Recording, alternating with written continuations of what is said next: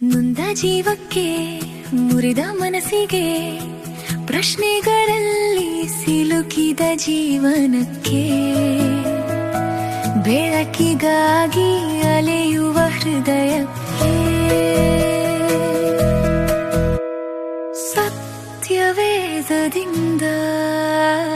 ಹೃದಯಕ್ಕೆ ಒಂದು ಮಾತು. ಆತ್ಮೀಯರೇ, ಮತ್ತೊಮ್ಮೆ ಹೃದಯಕ್ಕೊಂದು ಮಾತು ಕಾರ್ಯಕ್ರಮಕ್ಕೆ ಸ್ವಾಗತ. ನೌಕೆ ಈಗ ತೇಲುತ್ತಿಲ್ಲ, ಅದು ನೆಲವನ್ನ ತಾಕಿದೆ. ಆದರೂ ಬಾಗಿಲು ಇನ್ನ ಮುಚ್ಚಿದೆ. ನೋಹನು ಓಡಲಿಲ್ಲ ಅಥವಾ ತುರ್ತು ಪಡಲಿಲ್ಲ. ಪ್ರಿಯರೇ, ಇಂದು ನಾವು ನೋಡುತ್ತಾ ಇರುವಂತದ್ದು ಒಂದು ಸಹನೆಯ ಒಂದು ಪಾಠವಾಗಿದೆ. ಹಾಗಾದ್ರೆ ನಮ್ಮ ಸತ್ಯವೇದದಲ್ಲಿ ಆದಿಕಾಂಡ 8ನೇ ಅಧ್ಯಾಯ 6ನೇ ವಚನದಿಂದ 14ನೇ ವಚನವನ್ನ ನಾವು ಓದುವಾಗ, 40 ದಿನಗಳ ನಂತರ ನೋಹನು ಒಂದು ಕಿಟಕಿಯನ್ನ ತೆರೆಯುತ್ತಾನೆ. ಗಮನಿಸಿ, ಅವನು ಬಾಗಿಲನ್ನ ತೆರೆಯಲಿಲ್ಲ, ಕಿಟಕಿಯನ್ನ ತೆರೆಯುತ್ತಾನೆ. ಪ್ರಿಯರೇ, ಇದು ಅವನು ಪರೀಕ್ಷೆ ಮಾಡುವುದಕ್ಕೋಸ್ಕರ ತೆರೆದನು ಎಂಬುದನ್ನು ನಾವು ಗಮನಿಸಬಹುದು. ಮೊದಲು ಒಂದು ಕಾಗೆಯನ್ನ ಹೊರಗೆ ಕಳುಹಿಸುತ್ತಾನೆ.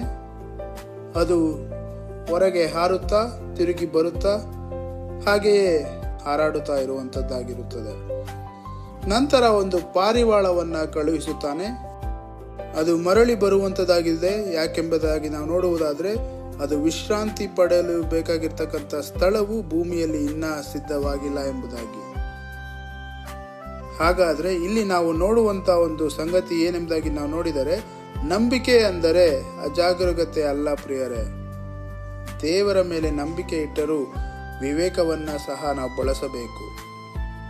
ನೋಹನು ನಂಬಿಕೆ ಇದೆ ಎಂಬುದಾಗಿ ಹೇಳಿ ಕಣ್ಣು ಮುಚ್ಚಿ ಹೊರಗಡೆ ಓಡಿ ಬರಲಿಲ್ಲ. ಅವನು ಗಮನಿಸಿದನು, ಅವನು ಪರಿಶೀಲಿಸಿದನು. ಮತ್ತು ಪಾಠವು ಪದೇ ಪದೇ ಹೇಳುವಂತ ಮಾತು 7 ದಿನ ಕಾಯ್ದನು ಎನ್ನುವಂತ ಮಾತು. ಪ್ರಿಯರೇ, ಇದು ಆತುರದ ಒಂದು ಜೀವನ ಅಲ್ಲ. ನಾವು ಎಷ್ಟು ಬಾರಿ ಹೀಗೆ ಕಾಯುತ್ತೇವೆ. ಒಂದು ಪ್ರಾರ್ಥನೆ ಮಾಡಿದ ತಕ್ಷಣ ಫಲ ಕಾಣಬೇಕೆಂದು ಬಯಸುತ್ತೇವೆ. ಒಂದು ಪ್ರಯತ್ನ ಮಾಡಿದ ತಕ್ಷಣ ಬದಲಾವಣೆ ಬೇಕು ಎಂಬುದಾಗಿ ನಾವು ಬಯಸುತ್ತೇವೆ.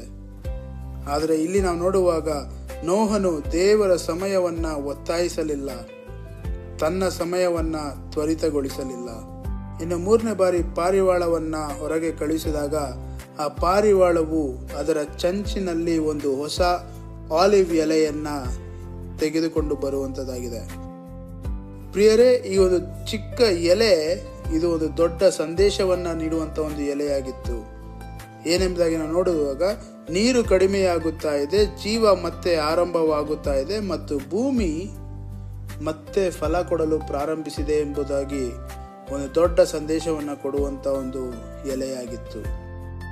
ಪುನಃಸ್ಥಾಪನೆ ಸಾಮಾನ್ಯವಾಗಿ ಹೀಗೆ ಆರಂಭವಾಗುತ್ತದೆ. ಪ್ರಿಯರೇ, ಮೊದಲು ಒಂದು ಎಲೆ, ನಂತರ ಒಂದು ಮರ, ನಂತರ ಒಂದು ಕಾಡು. ಹಾಗಾದ್ರೆ ಆತ್ಮೀಯರೇ, ನಾವು ದೇವರು ಕೊಟ್ಟಿರುವಂತ ಚಿಕ್ಕ ಚಿಕ್ಕ ಗುರುತುಗಳನ್ನು ನಾವು ಗಮನಿಸದೆ ದೊಡ್ಡ ಅದ್ಭುತಕ್ಕಾಗಿ ನಾವು ಕಾಯುತ್ತಾ ಇದ್ದೇವಾ? ಇನ್ನು ನಾವು ನೋಡುವಾಗ, ನೀರು ಒಣಗತೊಡಗಿತು, ಭೂಮಿ ಕಾಣಿಸತೊಡಗಿತು. ಆದರೂ ನೋಹನು ತಕ್ಷಣ ಹೊರಗಡೆ ಬರಲಿಲ್ಲ. ಪ್ರಿಯರೇ, ಮುಂದಿನ ಅಧ್ಯಾಯದಲ್ಲಿ ನಾವು ನೋಡಬಹುದು, ದೇವರು ಹೇಳುವವರೆಗೆ ನೋಹನು ಕಾಯುತ್ತಾನೆ ಎಂಬುದಾಗಿ. ಇದು ಅತ್ಯಂತ ಆಳವಾಗಿರುವಂತಹ ಒಂದು ಪಾಠ. ಪರಿಸ್ಥಿತಿ ಅನುಕೂಲವಾದರೂ ದೇವರ ಮಾತು ಮುಖ್ಯ ಎನ್ನುವಂಥದ್ದು ನಾವು ಗಮನಿಸಬಹುದು. ಅಂದರೆ ಅವಕಾಶ ಬಂದರೆ ಸಾಕು, ಅನುಮತಿ ಬೇಕಾಗಿಲ್ಲ ಎನ್ನುವಂತ ಒಂದು ಅಭಿಪ್ರಾಯ, ಭಾವನೆ ನಮ್ಮಲ್ಲಿ ಇರಬಾರದು. ಪ್ರಿಯರೇ, ಹಾಗಾದ್ರೆ ಈ ಭಾಗವು ನಮಗೆ ಕಲಿಸುವಂತ ಪಾಠ, ನಂಬಿಕೆ ಮತ್ತು ವಿವೇಕ ಜೊತೆಯಾಗಿ ಹೋಗುತ್ತದೆ. ಸಹನೆ ಅನ್ನುವಂಥದ್ದು ದೇವರ ಸಮಯದ ಭಾಗವಾಗಿದೆ. ಅದಲ್ಲದೆ ಪುನಃಸ್ಥಾಪನೆ ಚಿಕ್ಕ ಗುರುತುಗಳಿಂದ ಆರಂಭವಾಗುತ್ತದೆ. ಜೊತೆಗೆ ದೇವರ ಸೂಚನೆ ಇಲ್ಲದೆ ನಾವು ಯಾವುದೇ ಕಾರಣವಾದರೂ ಯಾವುದೇ ಕೆಲಸವಾದರೂ ಮುಂದುವರಿಯಬಾರದು. ಪ್ರಿಯರೇ, ಹಾಗಾದ್ರೆ ಈ ಭಾಗ ತರುವಂತ ಒಂದು ವಾಗ್ದಾನ, ದೇವರು ಪುನಃಸ್ಥಾಪನೆಯನ್ನ ನಿಧಾನವಾಗಿ ಆದರೆ ಖಚಿತವಾಗಿ ತರುತ್ತಾರೆ. ಮೊದಲು ಒಂದು ಎಲೆಯಾಗಿರಬಹುದು, ನಂತರ ಒಂದು ಭೂಮಿಯೇ ಬರುವಂತದ್ದಾಗಿದೆ. ಪ್ರಿಯರೇ, ನಾವು ಕೈಗೊಳ್ಳಬೇಕಾಗಿರುವಂತಹ ಆಜ್ಞೆ, ದೇವರ ಸಮಯವನ್ನ ನಾವು ಗೌರವಿಸಬೇಕು. ತುರ್ತು ನಿರ್ಧಾರಗಳನ್ನ ನಾವು ಮಾಡಬಾರದು. ಚಿಕ್ಕ ಗುರುತುಗಳನ್ನ ನಾವು ನಿರ್ಲಕ್ಷಿಸಬಾರದು, ತಗ್ಗಿಸಬಾರದು. ಹೊರತು ಸಹನೆಯಿಂದ ಕಾಯಬೇಕು. ದೇವರ ಮಾತಿಗೆ ಮಾತ್ರ ನಾವು ಗಮನವಿಟ್ಟು ನಂಬಿ ನಡೆಯಬೇಕು. ಹಾಗಾದರೆ ಇಂದು ನಾವು ಇದನ್ನು ನೆನಪಿಟ್ಟುಕೊಳ್ಳೋಣ. ಒಂದು ಸಣ್ಣ ಆಲಿವ್ ಎಲೆ ಹೊಸ ಜಗತ್ತಿನ ಸೂಚನೆ ಆಗಬಹುದು. ಹಾಗಾದರೆ ಇಂದು ನಮ್ಮ ಜೀವನದಲ್ಲೂ ಆ ಎಲೆ ಇರಬಹುದಾ? ಅದನ್ನು ನಾವು ಗಮನಿಸೋಣ. ದೇವರು ಮಾಡಿರುವಂಥ ಕೃಪೆಗಳನ್ನು, ದೇವರು ಕೊಟ್ಟಿರುವಂಥ ಕೃಪೆಗಳನ್ನು ಅವಸರ ಪಡುವುದು ಬೇಡ. ನಾವು ಗಮನಿಸೋಣ. ಮುಂದಿನ ಸಂಚಿಕೆಯಲ್ಲಿ ಮತ್ತೆ ಭೇಟಿಯಾಗೋಣ. ಅಲ್ಲಿಯವರೆಗೆ ಸಹನೆಯಲ್ಲೂ ನಂಬಿಕೆಯಲ್ಲೂ ಸದಾಕಾಲ ನಂಬುತ್ತಾ ನೆಲೆಗೊಂಡಿರೋಣ. ಆಮೇನ್. ಜೀವಕ್ಕೆ ಮುರಿದ ಮನಸ್ಸಿಗೆ ಬೆಳಕನ್ನು ಹುಡುಕುವ ಹೃದಯಕ್ಕೆ